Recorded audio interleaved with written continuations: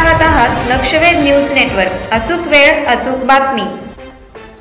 20 नगरसेवक एक नगराध्यक्ष असेल, परंतु तो ते सर्व सोशल मीडियावरती अशी चर्चा आहे की आपण असं कोणतं धनुष्यबाण मारलं की घड्याळातील काटे नेपून पडत मोहोळ नगर परिषदमधून घड्याळच गायब केलं. नमस्कार, लक्षवेध न्यूज नेटवर्कमध्ये आपलं सहर्ष स्वागत आहे. खरं तर मोहोळ नगर परिषदची निवडणुकीची रणधुमाळी सुरू आहे. त्याच विषयावर चर्चा करण्यासाठी आज आपल्यासोबत शिवसेना जिल्हा प्रमुख तसेच नियोजन समिती सदस्य चरणराज चौरे आपल्यासोबत आहेत. काय सांगाल, आपण मोहोळ नगर परिषदेच्या सर्व जागा धनुष्यबाण या चिन्हावरती लढत आहात. खरं सांगायला गेलं तर मोहोळ शहरामध्ये शिवसेना आणि राष्ट्रवादीची च्या विचाराने मग त्या ठिकाणी राष्ट्रवादीचे जिल्हाध्यक्ष उमेश पाटील तसेच ज्यांच्या नेतृत्वाखाली या ठिकाणी मोहोळ शहरामध्ये आम्ही निवडणूक लढतो ते शिवसेनेचे महाराष्ट्राचे ओबीसीचे प्रमुख रमेशजी बारसकर आणि ज्यांच्या आशीर्वादातून ह्या ठिकाणी आम्ही निवडणुकीला सामोर जातोय ते मोहोळ तालुक्याचे आमदार राजूभाऊ खरे.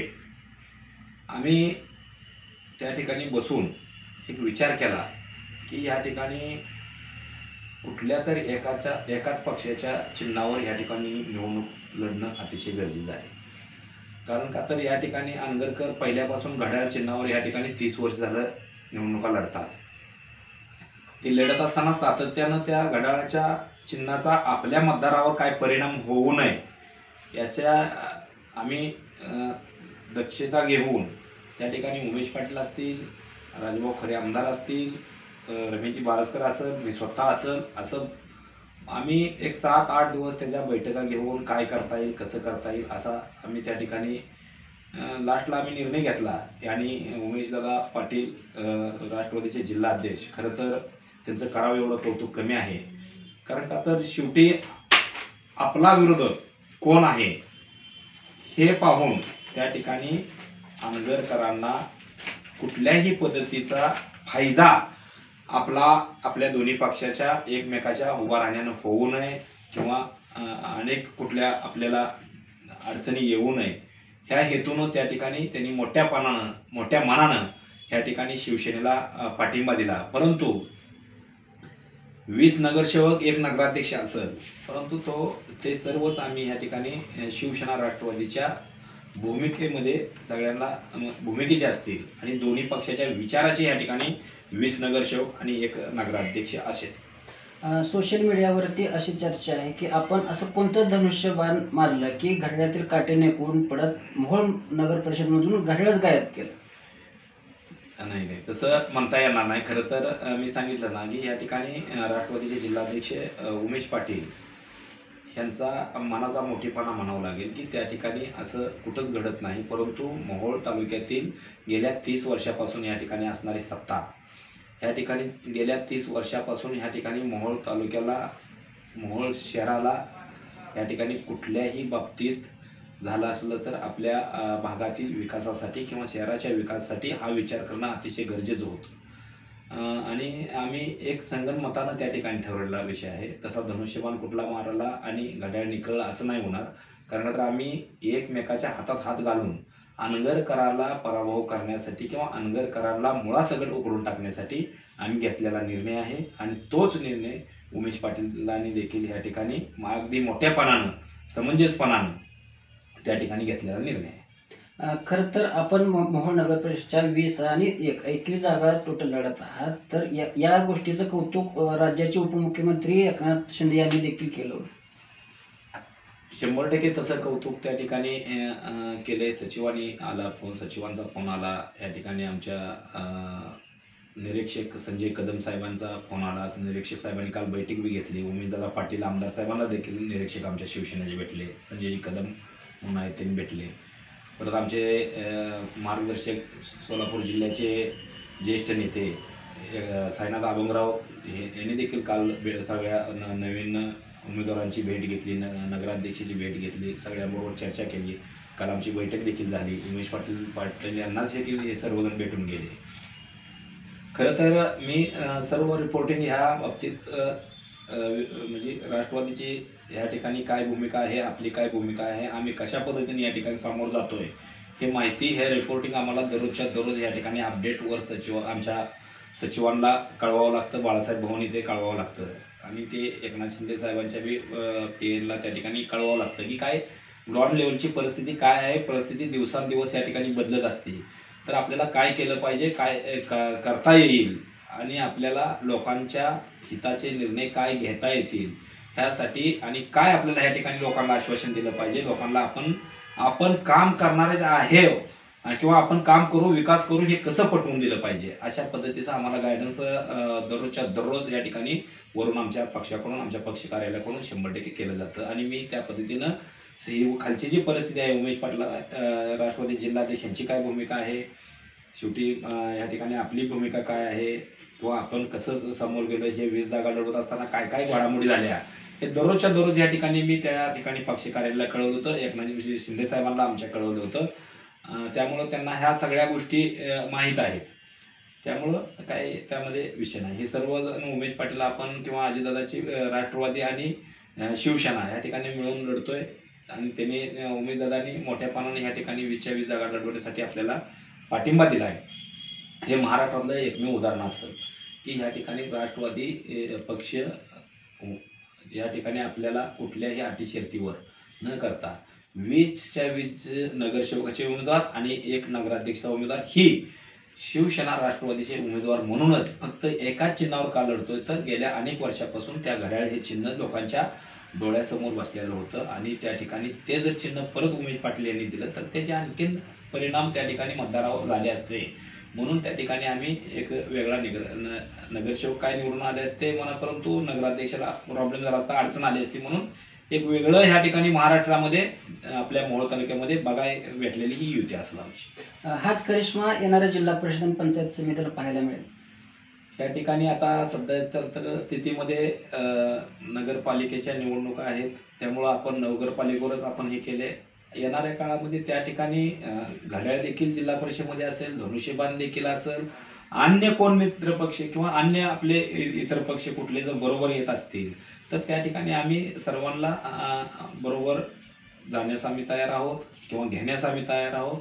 त्यामुळं तो निर्णय ज्यावेळेस जिल्हा परिषद पंचायत समितीचं आरक्षण जाहीर होईल, आपलं हे आचारसंहिता जाहीर होईल, त्यावेळेस तो निर्णय आम्ही त्या ठिकाणी बसून आमदार राजाभाऊ खरे यांच्या नेतृत्वाखाली आम्ही आता नगरपालिका असेल किंवा जिल्हा परिषद पंचायत समिती असतील, हे सर्व निवडणुका आमदार राजाभाऊ खरे यांच्या नेतृत्वाखाली आम्ही 100% या ठिकाणी लढतो. खरं तर आपण ज्या पेनूर जिल्हा परिषद गटातून आहात आणि आपण पेनूर जिल्हा परिषद गटाची निवडणूक देखील लढणार आहात, तर या जिल्हा परिषद गटात सध्या कामाचा झंझावत हा पाहायला मिळतो. हा कामाचा झंझावत आजच्यापासून नाही, गेल्या 3-4 वर्षाखाली ज्यावेळेस महाराष्ट्राचे उपमुख्यमंत्री म्हणून एकनाथजी शिंदे साहेबांनी त्या ठिकाणी शपथ घेतली, त्याच्या काही काळानुसार 4-5 महिन्यापासून जे माझ्याकडं जिल्हा प्रमुख हे पद आलं, परत वर्षानंतर मला जिल्हा नियोजन समिती पद आलं, तेव्हापासून जी गेल्या 4 वर्षापासून माझ्या पेनूर परिसरामध्ये असेल, तालुक्यामधील अन्य या ठिकाणी माझे सरपंच असतील, त्या ठिकाणी काय माझे पदाधिकारी असतील, त्या पदाधिकाऱ्यांना निधी वर्ण खिचून आणण्याचं काम गेल्या 4 वर्षापासून केलं आणि हे काम काय आज झालेलं नाही, तर अनेक 4 वर्षापासून आपण त्या ठिकाणी लोकांच्या सातत्यानं कामामध्ये आहे, संपर्कामध्ये आहे. काम काय ना काय त्या ठिकाणी डीपीच्या माध्यमातून असेल, रस्त्याच्या माध्यमातून असेल, काय पोलीस स्टेशनच्या अडचणी असतील, प्रांत कार्यालयाच्या अडचणी असतील, तहसील कार्यालयाच्या अडचणी असतील, अनेक अडचणीला त्या ठिकाणी आरोग्याचे काय विषय असतील, शालेय काय विषय असतील, अशा सगळ्या गोष्टीचे मी प्रश्न सोडवण्याचं गेल्या 4 वर्षापासून या ठिकाणी सातत्यानं मोहोळ तालुक्याचं करतोय. जेडपी गटाचं म्हणण्यापेक्षा मोहोळ तालुक्याचं करतोय. आणि मी काही निधी हा फक्त आपल्या 10 गावामध्ये दिलेला नाही, काही तालुक्यामध्ये बऱ्याच ठिकाणी या ठिकाणी आमच्या ग्रामपंचायत आहेत, त्या ग्रामपंचायत माध्यमातून दिला आहे, आमचे शिवसेनेचे पदाधिकारी आहेत त्या पदाधिकाऱ्याच्या माध्यमातून दिलेला आहे. त्यामुळं काय तसं आपल्याला काहीच नाही, परंतु एक आहे की गेल्या 8 वर्षातलं राजकारण या ठिकाणी माझं असेल, पण आपण एक पाहत असाल की एक 8 वर्षामध्ये राजकारणामध्ये एवढं मोठं यश मिळणं खरं तर मी माझ्या आईवडिलाची पुण्याई मानतो पहिल्यांदा, आणि माझ्या पेनूर पंचकृषीतील सर्वसामान्य जनतेचा आशीर्वाद मानेल मी की हा मला माझ्यासारख्या एक छोट्याशा एक शेतकरी कुटुंबातल्या कार्यकर्त्याला एवढं प्रेम देऊन एवढा आशीर्वाद भरघोस दिला, त्याच्यामुळंच मी आज इथं आहे म्हटलं तर वावगं ठरणार नाही. कारण का तर गेल्या 3-4 वर्षाखाली आपण ग्रामपंचायत लढलो, ग्रामपंचायतमध्ये विजय झालो, या ठिकाणी त्याच्या माध्यमातून काही कामं लोकांनी झाली असलेली. हा सर्वसामान्य जनतेचा आशीर्वाद आहे आणि सर्वसामान्य जनतेचा आशीर्वाद असल्यानंतर मी तर ह्या मताचा माणूस आहे की सर्वसामान्य जनतेचा आशीर्वाद असल्यानंतर ह्या ठिकाणी ह्या महाराष्ट्रात नव्हे तर अख्ख्या संबंध देशामध्ये कोणी कुणाला हरवू शकणार नाही. कारण तर माझ्या मायबाप शेतकरी असेल, माझी सर्वसामान्य जनता असेल, त्यांचा आशीर्वाद असणं अतिशय गरजेचं असतं आणि तोच आशीर्वाद 100% ह्या मायबाप जनतेचा माझ्यावर आहे. त्यामुळं ह्या ठिकाणी काही जर झालं तर मी निवडणुकीला सामोरं जाणार तर आहेच, परंतु काही जर झालं तर ह्या ठिकाणी माझी मायबाप जनता, माझे मायबाप शेतकरी ह्या ठिकाणी मला कुठल्याही परिस्थितीत ह्या वेळेचा गुलाल माझ्या अंगाला लावल्याशिवाय 100% राहणार नाही. खरं तर 2 तारखेला नगर परिषद निवडणूक होते, काय सांगाल? मध्ये खरं तर या ठिकाणी आम्ही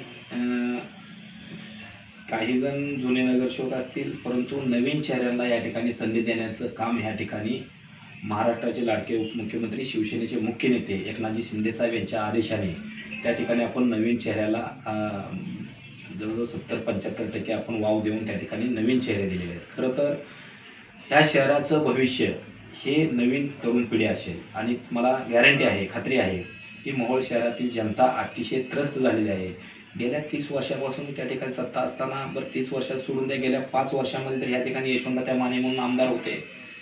आपल्या मोहोळ स्टँडपासून मोहोळ आपल्या हायवेपासून म्हणजे पंढरपूर आपल्या सोलापूर पुणे हायवेपासून खाल्ला मुख्य रस्ता आपल्या मोहोळ शहरातील काय परिस्थिती आपण त्या ठिकाणी पाहतोय.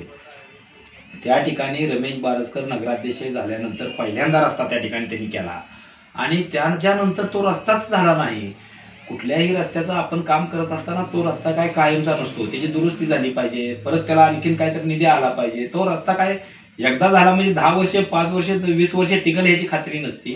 परंतु यशवंततात्या माने यांनी 4000 कोटी निधी आणला, परंतु माझ्या मोहोळ शहरासाठी किती निधी खर्च केला हे अतिशय महत्त्वाचं आहे. आणि ती निधी खर्च करत असताना मोहोळ शहरातील मुख्य रस्ता मानला जाणारा आज बी त्या ठिकाणी दुकानदार असेल, माझ्या मोहोळ शहरातील जनता असेल, मोहोळ तालुक्यातील सर्वसामान्य जनता असेल, अतिशय त्या धुळीला त्रस्त झालेली आहे. खरं सांगायचं गेलं तर गवत्या मारुती चौकातून जर आपण वर शिवाजी महाराज चौकापर्यंत येत असताना किंवा माझे सर्वसामान्य जनता एसटी बस स्टँडकडे येत असताना गाडीवर येत असेल, चालत येत असेल, तिथून चौकापासून वर येईपर्यंत खरं सांगतो तर त्या धुळीमुळं अक्षरशः त्यांच्या छातीमध्ये त्यांच्या श्वासामुळे ते धूळ जाऊन एक आपल्या एक वाटीभर एक पेलाभर एवढा धूळ चिखल गोळा होईल एवढ्या परिस्थितीत बेकार त्या ठिकाणी मोहोळ शहराचे आहे. खरं तर वाईट वाटतं त्या गोष्टीचं की यशवंततात्या माने यांनी गेल्या 5 वर्षामध्ये खरं तर मुख्य रस्ता करायला होता. राजकारण हे टीका टिप्पणीसाठी ठीक आहे, परंतु मला वाटतं की त्या मोहोळ शहराकडे कुठल्याही पद्धतीने त्यांनी पाहिलेलं नाही. मोहोळ शहरातील रस्ते नीट नाहीत, काही ड्रेनेज मंजूर झाले तर ड्रेनेजमुळे रस्ते उकळून टाकलेले तसंच आहेत, परंतु ह्यांनी कुठल्याही पद्धतीनं शहराकडे बघितलं नाही. त्या ठिकाणी अनकरकरांची भूमिका सातत्यानं मोहोळ शहराला मागं खेचण्याची होती. कारण का तर जसं माडा झालंय त्याच पद्धतीनं मोहोळ शहर व्हावा ही त्यांची भूमिका होती. कारण का तर त्याचमुळे त्या ठिकाणी मोहोळ शहराचा विकास झाला नाही. आपण आरोग्याचं पाहत असाल, आपण बस स्टँडचं पाहत असाल, आपण रस्त्याच्या गोष्टी पाहत असाल, अनेक गोष्टी त्या ठिकाणच्या मोहोळ शहरामध्ये अतिशय धुळीला मिळवण्याचं काम या ठिकाणी गेल्या 30 वर्षामध्ये अनगरकरांनी केलेलं आहे, ह्याबद्दल दुमत नाही. आणि आपण बघा, लोकांबरोबर विचारा, लोकांमध्ये जावा. ठीक आहे, आज कॅमेऱ्यासमोर बोलायला लोक घाबरत असतील, सर्वसामान्य जनता काय सगळीच कॅमेऱ्यासमोर बोलत नाही, परंतु येणाऱ्या निवडणुकीमध्ये 2 तारखेला धनुष्यबाणासमोरील बटन दाबून ह्या ठिकाणी मोहोळ शहरासाठी 100% विचार करणार मतदार ह्या ठिकाणी धनुष्यबाणासमोरील बटन दाबून 100% शिवसेनेला व आमच्या सर्व मित्रपक्षांना विजयाचा गुलाल लावल्याशिवाय हे मोहोळ शहरातील जनता स्वस्थ बसणार नाही. आणि त्याच्या पुढे जाऊन महाराष्ट्राचे उपमुख्यमंत्री एकनाथजी शिंदेसाहेब यांच्याकडे नगरविकास खाता आहे, त्यामुळे ह्या शहराला कुठल्याही बाबतीत निधी कमी पडणार नाही अशा पद्धतीचा या ठिकाणी शब्द एकनाथजी शिंदेसाहेबांनी यांनी आम्हाला दिलेला आहे. आणि आम्ही त्या ठिकाणी एकनाथजी शिंदेसाहेबांची सभा देखील ह्या ठिकाणी मोहोळ शहरामध्ये घेतोय. कारण का तर ह्या ठिकाणी आपल्या शहराला पुढे नेण्यासाठी परवाच ह्या ठिकाणी आम्ही एकनाथजी शिंदे साहेबाला त्या ठिकाणी मोहोळमध्ये घेऊन आलतो. मंगळवेढ्या मार्गी चालले होते मला, पण मोहोळच्या छत्रपती शिवाजी महाराजाला साहेब हार घालून जावं म्हणल्यानंतर साहेबांना गडबड होती, तरी देखील ठीक आहे चल म्हणून साहेबांनी मला त्या ठिकाणी पंढरपूरहून सांगितलं. तिकडून जायचा दौरा ते पूर्ण मोहोळ मार्गी घेतला. माझ्या पेनूरमध्ये बी थांबले आणि मोहोळ शहरामध्ये बी थांबले. मोहोळच्या छत्रपती शिवाजी महाराजाला पुष्पहार घालून त्या ठिकाणी साहेब निघून गेले. परंतु येणाऱ्या ह्या निवडणुकीच्या अनुषंगाने आपण ह्या ठिकाणी 100% एकनाथजी शिंदे साहेबांची सभा लावतोय आणि त्या ठिकाणी आपण जनतेला त्या ठिकाणी त्यांच्या ठिकाणी मोहोळ शहरासाठी त्यांनी काय शब्द देतील ते तुम्हाला तर माहिती आहे की मी मीडियाच्या माध्यमातून सांगतो. महाराष्ट्रामध्ये 3 वर्ष झालं काम करत असताना एकनाथजी शिंदे साहेब यांनी महाराष्ट्राच्या सर्वसामान्यांच्या मनावर खरं तर राज्य केलं म्हणलं तर वावगं ठरणार नाही. कारण तर सर्वसामान्य गोरगरीब जनतेच्या मनामध्ये एकनाथ शिंदे साहेबाचं नाव कोरलं गेलं आणि खरं तर ह्या ठिकाणी आपल्याच देखील ह्या मोहोळमध्ये एकनाथ शिंदे साहेबांच्या रूपानं मी जर काम करत असून एकनाथ शिंदे साहेबांचा एक कार्यकर्ता म्हणून मी जनतेला माझ्या तालुक्यातील असेल शहरातील असेल सगळ्यांना आवाहन करतो की तुम्ही एक वेळा ह्या ठिकाणी शिवसेनेला एकनाथजी शिंदे साहेबांच्या सर्व नगरसेवकांना आणि नगराध्यक्षांना एक वेळा मत देऊन बघा. तुम्हाला ह्या मोहोळ शहराचा कायापलट झाल्याशिवाय दिसणार नाही आणि एक मोहोळ शहर काय असते आणि या ठिकाणी अकलूजचा विकास होतो, बारामतीचा विकास होतो, तर त्याच्या जास्त काय नाही मला पण 25% 50% तर आपण ह्या ठिकाणी मोहोळ शहरासाठी 100% त्या पद्धतीने करण्याचा प्रयत्न आपण 100% करू आणि त्याचा निधी आपण वरनं 100% खेचून आणू. तर हे होते शिवसेना जिल्हा प्रमुख चरणराज चौरे यांनी येणाऱ्या काळात राज्याचे उपमुख्यमंत्री असलेले एकनाथ शिंदे यांच्या मार्फत किंवा त्यांचं स्वतःचं वजन वापरून राज्यातून निधी खेचून आणत ग्रामीण भागासह मोहोळ शहराचा देखील बारामती आणि अकलूजच्या धर्तीवर विकास करणार असल्याचं आपल्या लक्षवेध न्यूज नेटवर्कला बोलताना सांगितलं. धन्यवाद.